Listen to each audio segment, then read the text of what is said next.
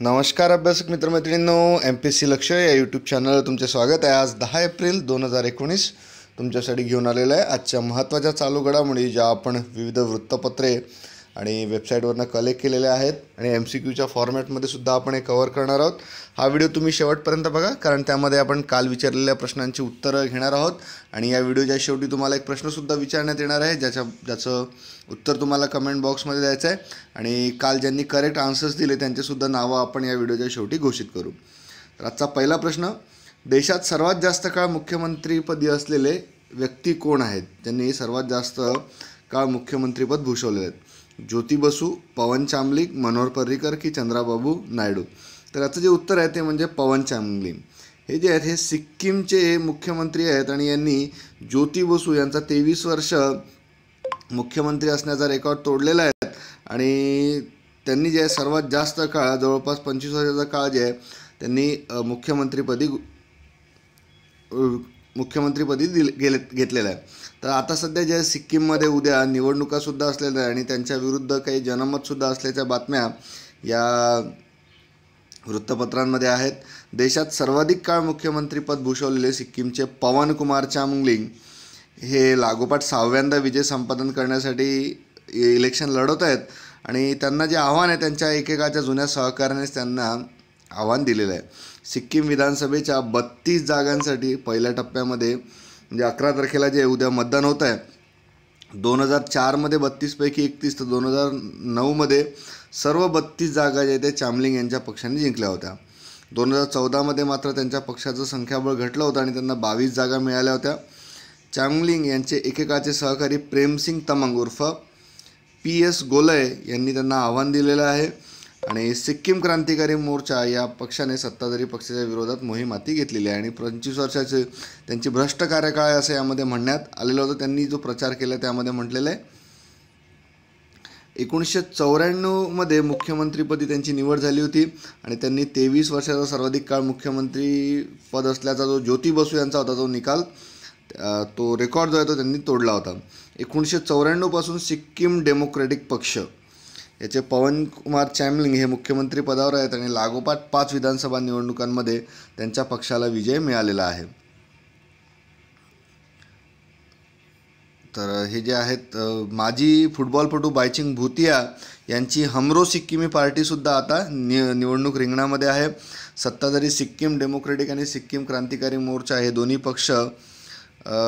दोन पक्ष आहेत आणि नंतर बायचुंग भूतिया यांची हमरो सिक्कीम ही पार्टी निवडणूक तिथे लढवते सिक्कीममध्ये। आपलं चॅनल MPSC लक्ष तुम्ही आतापर्यंत सबस्क्राईब केलं नसेल तर सबस्क्राईब करा, सोबत बेलशेप आयकॉनला सुद्धा क्लिक करा। अशा प्रकारे तुम्हाला बेलशेप आयकॉन दिसल्यास तुम्हाला प्रत्येक व्हिडिओचं नोटिफिकेशन मिळेल। या व्हिडिओच्या ज्या नोट्स आहेत त्यासुद्धा तुम्हाला टेलिग्राम चॅनलवरती अवेलेबल होतील। एक सर्वे समोर आला आहे त्यामध्ये महाराष्ट्रामधील प्रदूषित नद्यांची संख्या जी आहे ती सर्वाधिक आहे। महाराष्ट्रात प्रदूषित नद्यांची संख्या सर्वाधिक असल्याचं राष्ट्रीय हरित लवाद ज्याला NGT नॅशनल ग्रीन ट्रिब्युनल आपण म्हणतो त्यांनी म्हटलेलं आहे आणि घनकचरा व्यवस्थापनाच्या नियमांचं पालन करण्याबाबत अहवाल दर 4 महिन्यांनी सादर करण्याचे आदेश मुख्य सचिवांना दिले आहेत। महाराष्ट्रातील प्रदूषित नद्यांची संख्यासुद्धा अधिक असल्याचं 2015च्या अहवालात स्पष्ट झालं होतं। राज्यामध्ये 30हून अधिक जिल्ह्यामध्ये पाण्याचे नमुने गोळा करण्यात आले होते आणि हे पाणी दूषित असल्याचं मतसुद्धा NGTने नोंदवलेलं आहे। सरकारला प्रत्येक जिल्ह्यातील किमान 3 मोठी शहर आणि पंचायती या मॉडेल शहरे म्हणून 2 आठवड्यामध्ये सूचित करण्याचे आदेश दिले आहेत आणि पुढील 6 महिन्यात हे काम पूर्ण करण्यासाठी NGTने सांगितलं आहे। त्याचप्रमाणे उर्वरित शहर आणि ग्रामपंचायतीचे पर्यावरणाच्या निकषांचे पालन पूर्ण करण्यासाठी 1 वर्षाची मुदत दिली आहे। सर्व राज्य आणि केंद्रशासित प्रदेशांमध्ये घनकचरा व्यवस्थापनाचं नियमन 2016चं पालन केलं जावं यासाठी ही जी सुनावणी आहे ही नॅशनल ग्रीन ट्रिब्युनलमध्ये घेण्यात आली होती। तर NGTचं हेडक्वार्टर जे आहे ते आपल्याला माहिती आहे दिल्ली इथे आहे आणि महाराष्ट्रामध्ये यामध्ये बरंचसं प्रॉब्लेम्स आपल्याला नद्यांच्या पाण्यामध्ये मिळत आहेत। तसंच राज्याचं आरोग्यसुद्धा जलजन्य आजारांनी ग्रस्त असल्याची बातमी पुढे आली आहे। अतिसार आणि कावीळच्या रुग्णांमध्ये सुद्धा वाढ झालेली आहे। नेमकं झालं काय तर माहिती आहे आता उन्हाळा चालू झालेला आहे आणि महाराष्ट्रामधील पाण्याची पातळी जी आहे ही फार कमी झालेली आहे। या घसरत्या पातळीमुळे टँकरद्वारे पाणी पुरवठा सध्या महाराष्ट्राला केला जातो आहे, पण हे टँकरमध्ये जे पुरवलं जाणारं पाणी जे आहे हे दूषित आहे. त्यामुळे अतिसार आणि कावेळीसारख्या रोगांमध्ये वाढ झालेली आहे. त्यामुळे आपण सुद्धा कुठे बाहेर जातो आहे उन्हाळ्यामध्ये पाणी भरपूर पिणं गरजेचं आहे, पण पाणी पिताना बरीचशी काळजी घेणं गरजेचं आहे. नाहीतर अतिसार, कावीळ यासारखे जे संसर्गजन्य रोग जे आहेत हे पसरत आहेत. हेपॅटिटिस ए, बी, सी अशा प्रकारे हे कावीळचे रोग असतात. आणि यामध्ये डॉक्टरांनी सुद्धा असा सल्ला दिलेला आहे की ज्यावेळी पाणी आपण घेतो आहे तर पाणी एकतर उकळून स्वच्छ करून प्यावं, आणि दुसरं म्हणजे पाण्याचा सोर्स जो आहे हा स्वच्छ ठिकाणी असावा. तर ही जी बातमी आहे, राज्यामध्ये सुद्धा जलजन्य आरोग्यांनी जनता ग्रस्त झालेली आहे.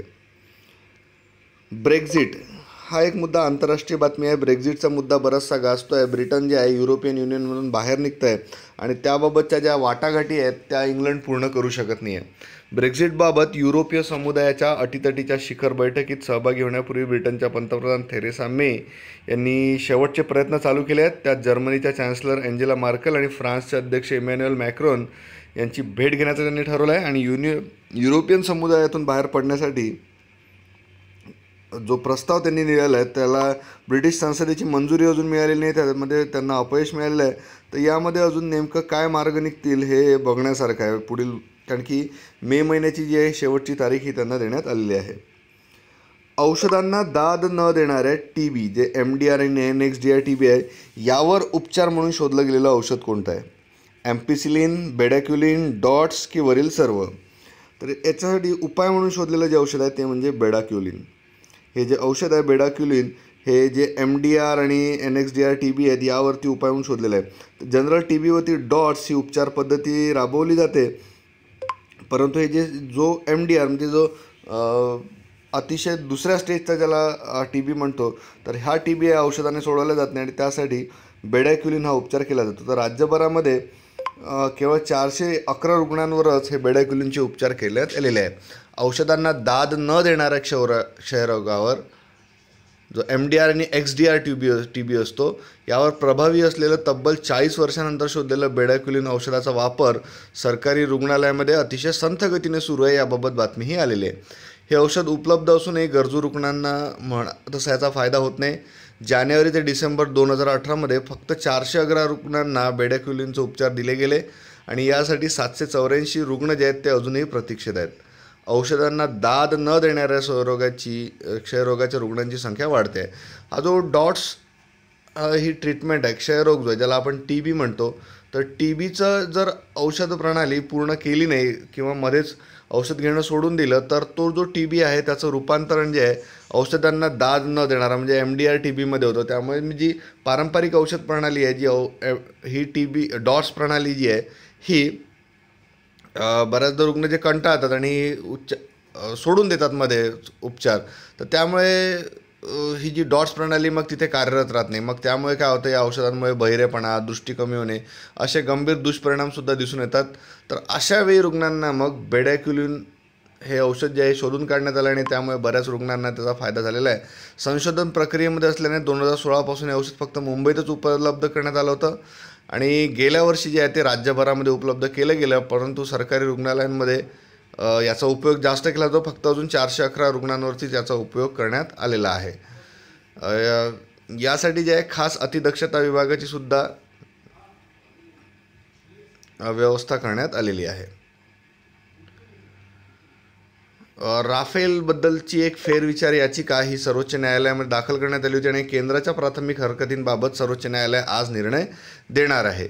तर फ्रान्सबरोबर करण्यात आलेल्या राफेल कराराच्या निकालाची फेर तपासणी करण्यासाठी ज्या दस्तऐवजांवर विशेषाधिकार असं नमूद केलं आहे अशा फक्त अवलंबून राहता येणं शक्य नाही अशी प्राथमिक हरकत केंद्र सरकारने घेतली आहे आणि याबाबत सर्वोच्च न्यायालयामध्ये याचिका दाखल करण्यात आली होती.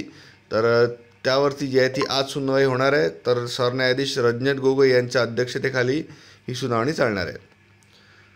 प्रश्न समजून घेऊया. 2019-20साठी भारताचा विकास दर किती टक्के राहण्याचा अंदाज आंतरराष्ट्रीय नाणेनिधी म्हणजे IMFने नोंदवलेला आहे, IMFने वर्तवलेला आहे.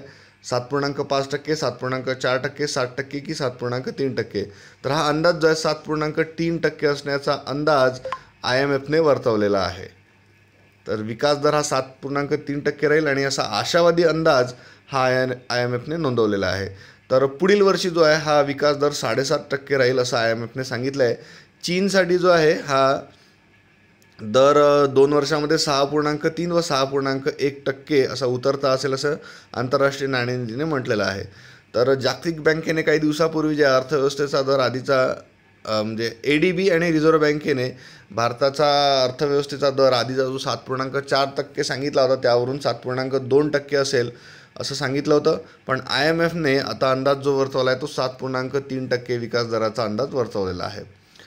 तर प्रत्यक्ष कर संकलनामध्ये 50,000 कोटी रुपयांची तूट ही झालेली आहे. मागील जे वित्त वर्ष होतं 2018-19 यासाठी 12 लाख कोटी रुपयांचं प्रत्यक्ष कर संकलनाचं उद्दिष्ट ठेवण्यात आलं होतं.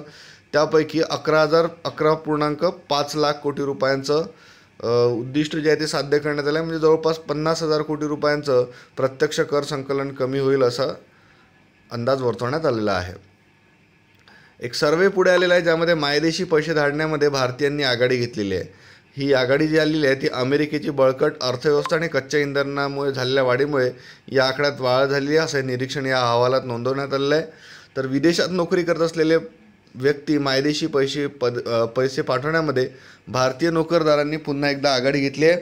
गेल्या वर्षी भारतीयांनी विदेशातून 179 अब्ज डॉलरची रक्कम मायदेशी धाडली होती. या सूचीमध्ये चीन दुसऱ्या क्रमांकावरती तर मेक्सिको जो आहे हा तिसऱ्या क्रमांकावरती आहे. जागतिक बँकेच्या अहवालामध्ये ही माहिती देण्यात आलेली आहे. गेल्या 3 वर्षाच्या आकडेवारीमध्ये भारतीय नोकरदाराकडून मायदेशी धाडण्यात येणाऱ्या रकमेत सतत वाढ झालेली आहे. 2016-17 मध्ये भारतीयांनी 62 आणि 65 अब्ज अमेरिकी डॉलर जे आहे ते मायदेशी पाठवले होते. 2018 मध्ये तर यामध्ये तब्बल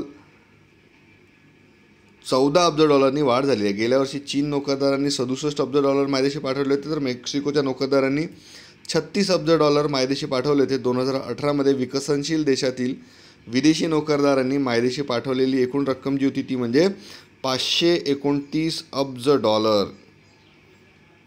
एवढी रक्कम जी आहे ती मायदेशी लोक जे आहे विदेशी नोकरी करून पाठवतात. काल विचारलेला प्रश्न, न्यायमूर्ती प्रदीप नंदराजोग यांनी कोणत्या उच्च न्यायालयाचे मुख्य न्यायाधीशपदी म्हणून शपथ घेतली आहे? तर ही घेतली आहे बॉम्बे हायकोर्ट किंवा मुंबई हायकोर्टपदी त्यांनी घेतलेली आहे. यामध्ये काल खूप साऱ्या विद्यार्थ्यांनी जे आहे बरोबर उत्तर दिले आहे. त्यामध्ये विजय शिंदे, सुशांत सुर्वे, सचिन माळी, अस्मिता लोंढे, राणी कडबी, लक्ष्मण पवार, शीतल पाटील, विनोद अळसपुरे, अश्विनी भोसले, आनंद राठोड, जया भालेकर, सपना वैष्णव, नितीन पडोळे, दीपक नवघरे, प्रदीप कुंभार, दत्ता गावडे, प्रदीप कुंभार, आशिष पाटील, सागर वानखेडे, विजया देवरे, मॅवरिक 0909, उषा मंडाले, शीतल भांद्रे, नारायण कुरे, विजय राजपूत, राणी मत्सगर, गणेश मातकर, नितीन गुजर, अंकुश मेश्राम, आशा पाटील, कल्याणी दीक्षित, मंगेश बैरट, रविप्रसाद रणदिवे, रामगोंडा बिरादार, शहबाज घोडके, अतुल गोरे, राधिका डांगे, भीमराव वडाई, योगेश कदम, बापू डोने, रसिका के, अमोल शेजूळ, किरण मसने, अंकिता पोळगावंडे, यश गुरव, अजिनाथ पाटील सोने, माया गुंजळे, स्नेहल कदम, कविता घाडे, राम गावटे, आम्ही भारतीय अनिल, शीतल तपस्सुमिंद्रे आणि शिवराज कदम या सर्वांनी बरोबर उत्तर दिलं आहे. तर सर्वांचं एकदा परत एक वेळा अभिनंदन. आजच्या प्रश्नाचं सुद्धा उत्तर तुम्ही कमेंट बॉक्समध्ये लिहा आणि तुम्हाला जेवढं काही डिटेलमध्ये लिहिता येत असेल तेवढं डिटेलमध्ये लिहिण्याचा प्रयत्न करा. काल बऱ्याच विद्यार्थ्यांनी डिटेलमध्ये माहितीसुद्धा लिहिली आहे. जसं अंकिता पोळगावंडे यांनी भरपूर डिटेलमध्ये माहिती लिहिली आहे, रामगोंडा बिराजदार. तर कसं आहे बाकी विद्यार्थ्यांनासुद्धा त्याचा फायदा होईल आणि तुमचासुद्धा अभ्यास त्यामध्ये चांगला होईल. प्रश्न आहे, NIRFमध्ये कोणत्या संस्थेने सर्वसाधारण गटात देशात पहिला क्रमांक पटकावलेला आहे? IIT Madras, ISC Bangalore, IIT Powai की सावित्रीबाई फुले पुणे विद्यापीठ. तर याचं उत्तर कमेंट बॉक्समध्ये लिहा. आपलं चॅनल जे आहे तुम्हाला सर्व पद्धतीने मार्गदर्शन करण्याचा प्रयत्न करत आहे. तुमच्यासाठी बरेचसे व्हिडिओ जे आहेत ते आम्ही घेऊन येतो आहे. तर करा अभ्यास, बना अधिकारी. धन्यवाद.